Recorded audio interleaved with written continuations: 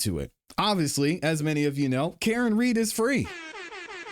All she has to serve is 1 year of probation for OUI after being on trial for seemingly the better of 2, close to 3 years. She had one trial, mistrial, second trial. Now we have a verdict. She's not guilty on murder in the second degree. Not guilty, obviously, of leaving the scene of an accident that may have resulted in death. And then the manslaughter, she was just found guilty of the OUI. So still not guilty of John O'Keefe's murder.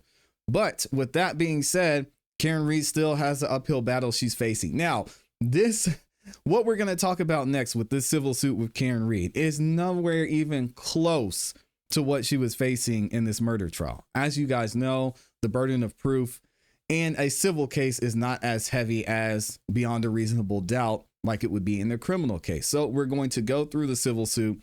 We're going to look at exactly what is being asked in the civil suit, who is suing Karen Reed, and who else is included in this lawsuit. And we actually have the document for you. Shout out to Amy for the document of the civil lawsuit, and we'll be reviewing that as well. Let's check this out from the news in Boston, see what they have to say. Breaking tonight, Karen Reed driving away from the Dedham courthouse, a free woman, found not guilty of murder and not guilty of manslaughter in the death of her boyfriend, John O'Keefe. The only guilty verdict in the case was driving drunk. Now, her criminal case is closed, but a civil case filed by the O'Keefe family is still pending. WBZ's Christina Rex is back to explain what's next.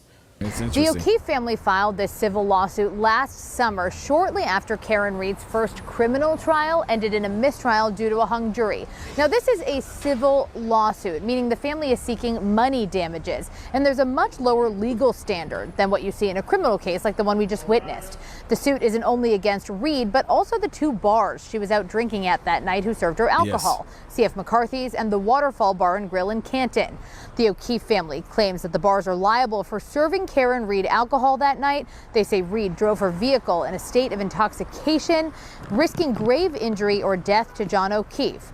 Now, the civil court had ruled that Karen Reed did not have to be deposed or questioned in this civil case until after her criminal trial ended. Of course, that criminal trial just ended in a conviction just for OUI, operating under the influence. In Dedham, Christina Rex, WBZ News. All right, shout out to the Boston News there. We've got another video we're going to check out. So as you guys have heard, she is being sued by the O'Keefe family. Now, you may be wondering, well, what are they trying to get? And also, why are they suing the bars as well? Well, we're going to get into the lawsuit here shortly, but we also have another video from a news right there in Canton talking about what the O'Keefe family is looking for specifically in this lawsuit. Here we go. O'Keefe's family has yet to speak publicly since this verdict was handed down, but a friend of John's tells us that it is a tragedy that this death remains unsolved. Now, the O'Keefe family exited out a side door yesterday after the court was dismissed. His college friend tells us they are disappointed with the outcome, but ultimately they respect the jury's decision. The friend stopped short of saying that Karen Reed got away with murder, but did react to what Reed said on the steps of the courthouse just moments after her acquittal. No one has fought harder for justice for John O'Keefe than I have and my team. It's just unfortunate. If she decided to make better decisions between 12:30, 6 a.m., it'd still be here. Well. Okay, hang on, chill. I know that's John's college friend, and I know he's upset, but dude,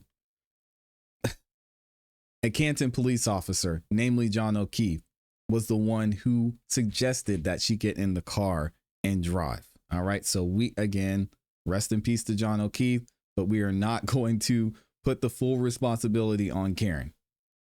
She should have never been driving in the first place. It'd still be here. Now, among the many witnesses in this trial was Jennifer McCabe, who took the stand to testify about the night O'Keefe was found dead. She and other witnesses shared a joint statement saying, in part, while we may have more to say in the future, today we mourn with John's family and lament the cruel reality that this prosecution was infected by lies and conspiracy theories spread by Karen Reed, her defense team, and some in the media. The result is a devastating miscarriage of justice. John O'Keefe was 46 years old when he died and a 16-year veteran of the police department.